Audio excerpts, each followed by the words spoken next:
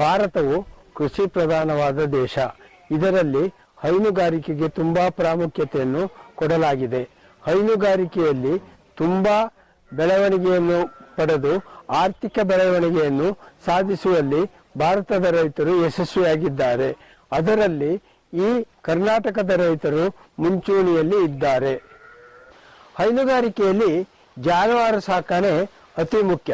ರೈತರು ಅದಕ್ಕೆ ಪ್ರಾಮುಖ್ಯತೆಯನ್ನು ಕೊಟ್ಟು ಹೈನುಗಾರಿಕೆಯಲ್ಲಿ ಯೋಚಿಸುವಂತಹ ವಿಷಯವೆಂದರೆ ಅವು ಬೆದೆಗೆ ಬಂದಾಗ, ಅವು ಹಾಲು ಕೊಡುವಾಗ ಅವು ನಿರ್ವಹಣೆಯು ತುಂಬಾ ಮುಖ್ಯವಾಗಿರುತ್ತದೆ. ಬೆದೆಗೆ ಬಂದಾಗ ಅವನ್ನು ನೋಡಿಕೊಳ್ಳುವಂತಹ ಒಂದು ಮೆಥಡ್ ಅನ್ನು ನಾವು ಇಲ್ಲಿ ಗಮನಿಸಬೇಕಾಗುತ್ತದೆ. ಸರ್, ನೀವೀಗ ಬೆದೆ ಅಂತ ಹೇಳಿದ್ರಲ್ಲ, ಈ ಬೆದೆ ಅಂದ್ರೆ ಏನು?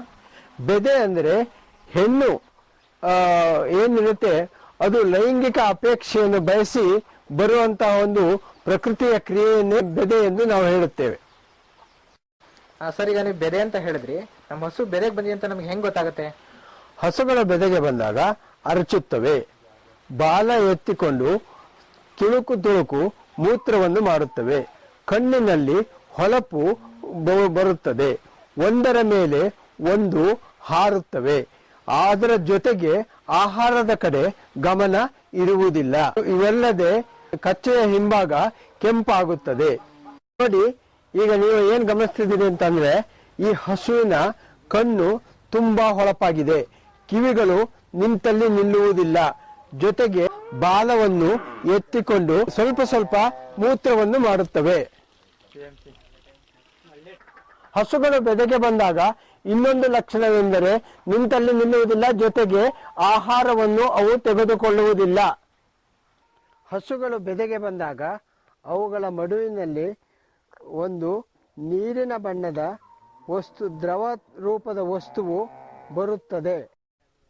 ಜೊತೆಗೆ ಹಸುವು ಬೆದೆಗೆ ಬಂದಾಗ ಅವು ಕಚ್ಚೆಯು ಕೆಂಪಗಾಗಿರುತ್ತದೆ.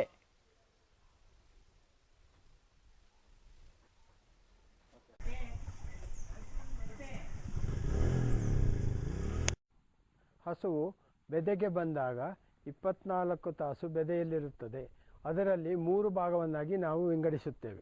ಮೊದಲಿನ 6 ರಿಂದ 8 ಗಂಟೆ ಮುಂಬೆದೆ ಇದ್ದು, ಮಧ್ಯ ಬೆದೆಯು 18 ತಾಸಿದ್ದು, ಆಮೇಲೆ ಹಿಂಬೆದೆಯಾಗಿರುತ್ತದೆ.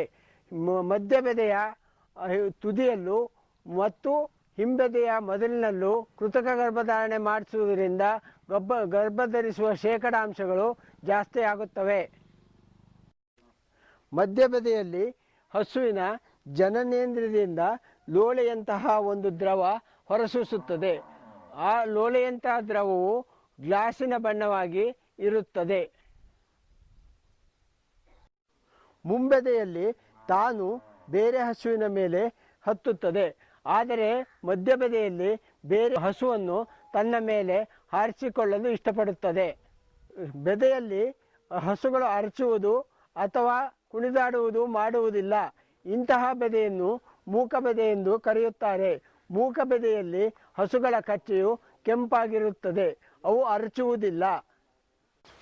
ರೈತರು ತಮ್ಮ ಹಸುಗಳಿಗೆ ಬೆದೆಗೆ ಬಂದಾಗ ಉತ್ತಮವಾದ ತಳಿಯ ಜಾತಿಯ ವೀರ್ಯವನ್ನು ಕೊಡಿಸಿ ಉತ್ತಮ ತಳಿಯ ಕರುಗಳನ್ನು ಪಡೆದು ಹೈನುಗಾರಿಕೆಯನ್ನು ಅಭಿವೃದ್ಧಿಪಡಿಸಿಕೊಳ್ಳುವುದು ಅವರ ಆರ್ಥಿಕ ಪರಿಸ್ಥಿತಿಯನ್ನು ಸುಧಾರಿಸುತ್ತದೆ ಎಂದು ತಿಳಿಸುತ್ತೇನೆ.